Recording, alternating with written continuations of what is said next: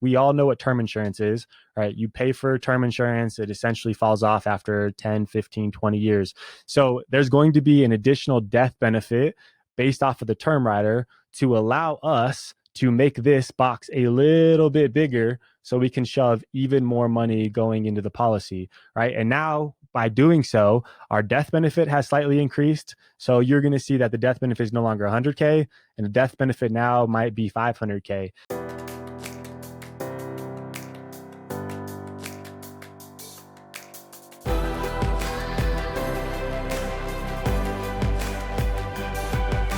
This is Better Wealth with Caleb Guilliams. We're going to be talking about how we structure infinite banking policy. Some people call this cash flow banking, bank on yourself. I wrote a book called The And Asset, and people have this question: if I'm going to use that type of strategy, how should I have my policy set up properly? There's something called a base. There's something called a PUA. Some people have different words for it, but PUA. And then there's this term rider. How does it all work together? And how do we know that we're getting a properly structured design? I'm here with our And Asset specialist, the Dominator, and he's going to be breaking that down. So what I'm going to do is I'm going to share our screen, and you can answer this question, Dom, and we can have a great dialogue. Amazing. Thank you, Caleb. So what I'm going to do is I'm going to draw a cylinder on this page. And this cylinder, I want you to think of this cylinder as the life insurance contract in general. And everything inside this life insurance contract is going to consist of the base, it's going to consist of the PUA, and it's going to consist of the term rider. So in a typical whole life insurance policy, this entire cylinder would be consisted of 100% base, which means it's in a very expensive policy, because what's end up happening is the base I want you to think of is the cost of insurance. And we think of the cost of insurance, think of death benefit. And so majority of the contract in a normal, typical whole life insurance policy has 100% base that's paying for the cost of insurance, which is why you'll see in years 1 through 3, there's really no cash that's in there at all. There's 0, 0, 0. And then year 4, it slowly starts to build because there's no paid up additions. There's no term riders, nothing that makes it special in regards to the way we structure our policies to infinite banking / the And Asset.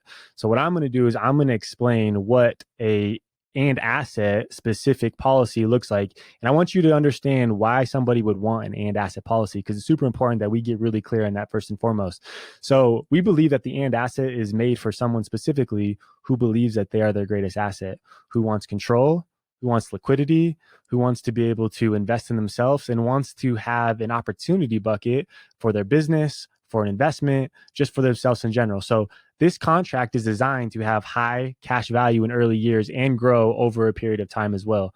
So what we want to do is we want to do the reverse order of a typical structured whole life policy. What we want to do is we want to lower the base, and we want to add something called a PUA rider to that. And by doing a PUA rider, I want you to think of that as the PUA as cash. Okay. And that's just the most simplistic way. There's some other nuances in regards to it. The PUA does buy some death benefit, etc. But just from a simplistic standpoint, I want you to be able to understand it, the difference between a base, the PUA, and the term rider. So just to reiterate, the base is the cost of insurance. The PUA is going to be the cash that goes into the policy. So what we do is a percentage of it. Okay. And this can be a percentage that's going to be based around what makes the most sense for you specifically based off of what we're trying to accomplish. But we want to try to make the base as low as possible. Okay. So this is going to be insurance. Okay. I'm going to put it here, insurance. And the pro to a base long term is think of it like the foundational fuel that helps the company go. I mean, for a whole life insurance contract for a company to be profitable, they like base contracts. So it's always like a healthy balance of like, how much should we go base? Obviously, we want the insurance companies to benefit because we're partners with them. But then also, if we want early cash, base is not great for early cash. And so it's just combination of making sure that we can take what we want and the outcomes we want, and make sure that we have the right proper design and split with the insurance company. Yeah, that's a great point to add. So here at the bottom, we have a small portion of it's the base, right? And then everything else above it is going to be PUA, okay? So we have to think of this top part, right? The remaining difference is the PUA. So a lot of times when you watch videos or watch our channel, et cetera, we talk about the base percentage to the PUA. So this is going to be the cash, okay, that I want to reiterate. Now, there's something important to bring to your attention in regards to a MEC, right? If a contract has too much money going into it, the policy based around the death benefit that there is, it becomes a modified endowment contract, which means that it does no longer gets the tax benefits that would come with life insurance, right? So if you know how life insurance works from a taxable standpoint, it grows tax-free and you can use it tax-free.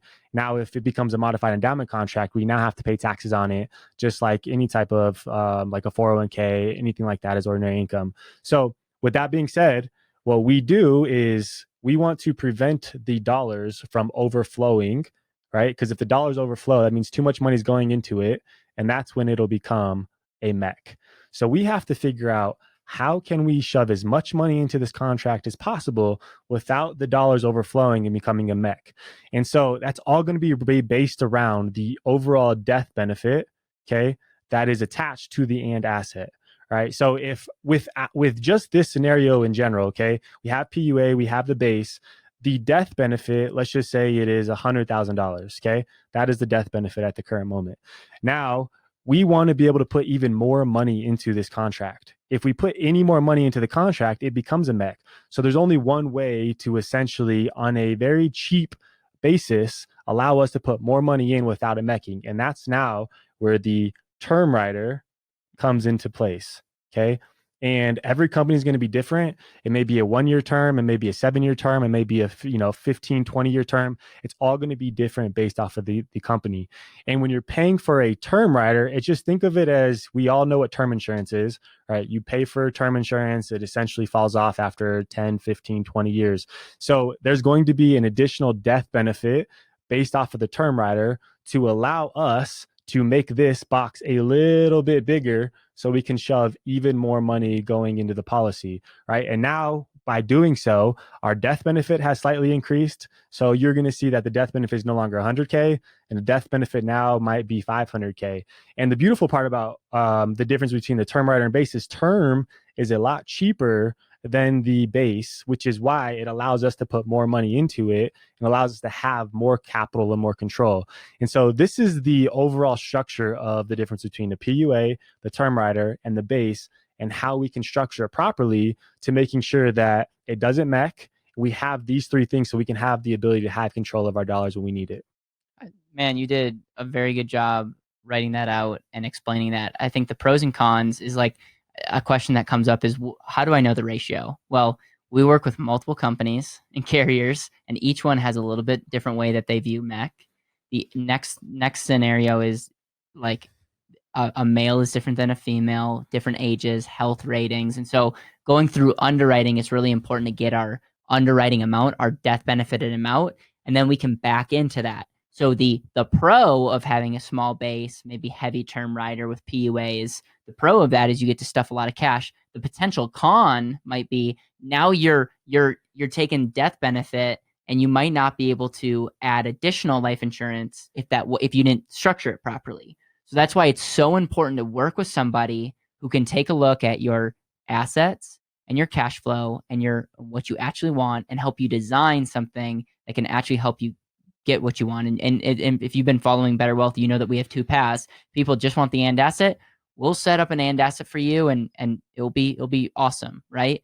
But we really are encouraging more and more people that we're finding and seeing. We're encouraging them going through our unlimited program, because we actually create a financial model. We look at it. It's based around cash flow coming in. What are you consuming? What are you saving? What is it doing for you, and how is it showing up in your life? And that's when we might be able to say, like, actually, the and asset's not right for you. Mm-hmm. And it's just a very interesting, different conversation. And so with that, I hope you enjoyed this. Is there any final things that you wanted to say, wrapping base, PUA, term rider, the pros and cons?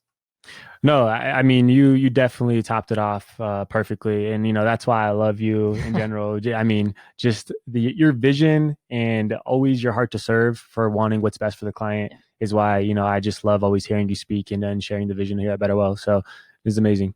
If you like these topics, let us know. If you have any questions, please write them in the comments below. Dom and I check every comment. Also, like, subscribe. I should really say that in the beginning. Like and subscribe to our videos. If you hit that bell, you'll get a notification when we post, and we're continuing to try to grow the journey. Make sure to go out and live an intentional life.